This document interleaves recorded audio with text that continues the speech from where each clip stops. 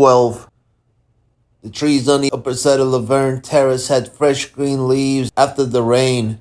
In the cool afternoon sunlight, I could see the steep drop of the hill and a flight of steps down which the killer had run after his 3 shots in the dark. 2 small houses fronted on the street below. They might or might not have heard the shots. There was no activity in front of Geiger's house or anywhere along the block.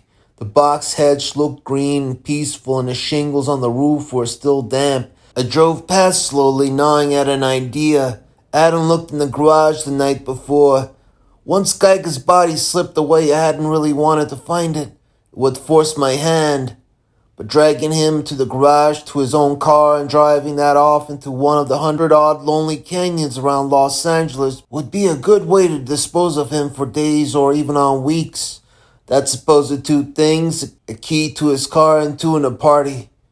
It would narrow the sector of search quite a lot, especially as I had his personal keys in my pocket when it happened. I didn't get a chance to look at the garage. The doors were shut and padlocked, and something moved behind the hedge as I drew level. A woman in a green-white check coat with a small button of a hat on soft blonde hair stepped out of a maze and stood looking wild-eyed at my car, as if she hadn't heard it come up the hill. Then she turned swiftly and dodged back out of sight. It was Carmen Sternwood, of course.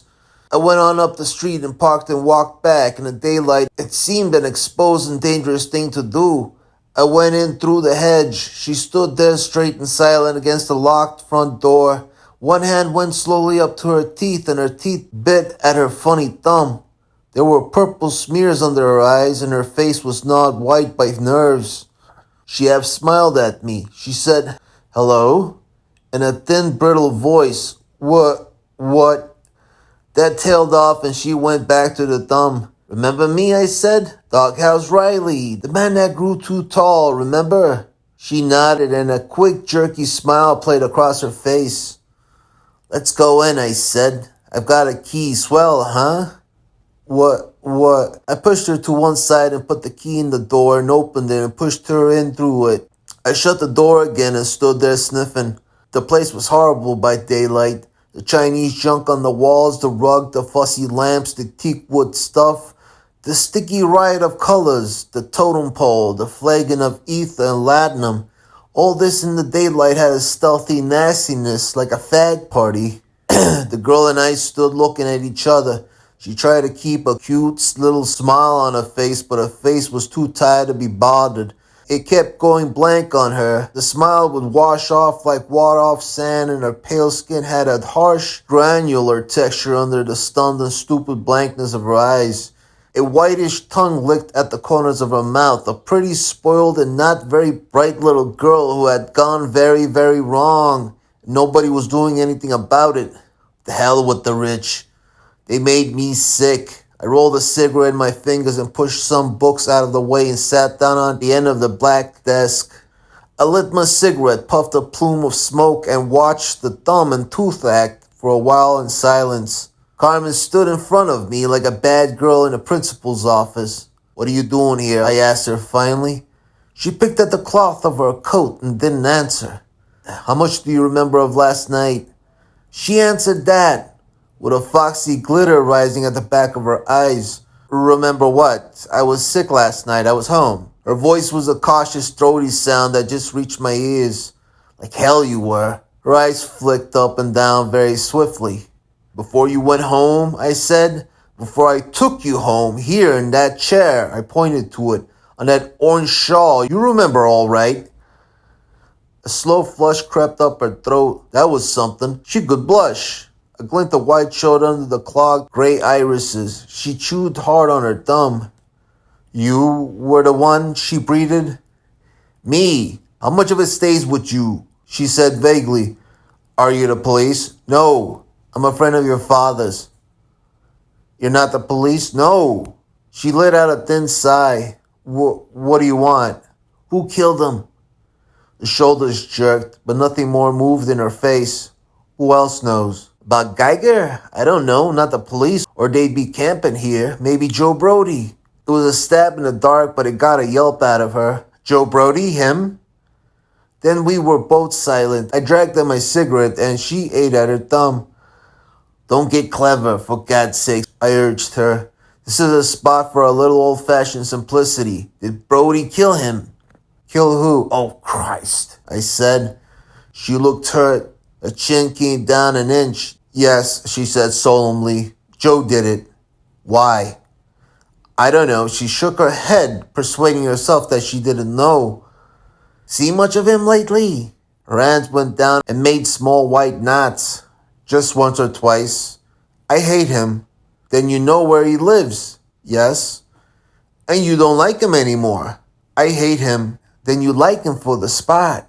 A little blank again. I was going too fast for her. It was hard not to. Are you willing to tell the police it was Joe Brody? I probed. Sudden panic flamed all over her face. If I could kill the nude photo angle, of course, I added smoothly. She giggled.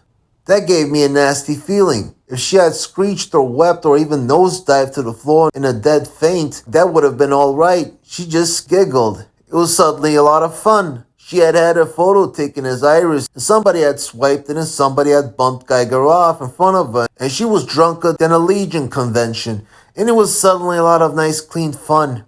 She just giggled, very cute. The giggles got louder and ran around the corner of the room like rats behind a wainscoting. She started to go hysterical. I slid off the desk and stepped up close to her and gave her a good smack on the side of her face. Just like last night, I said, we're screamed together. Riley and Sternwood, two stooges in search of a comedian. The giggles stopped dead, but she didn't mind the slap any more than last night.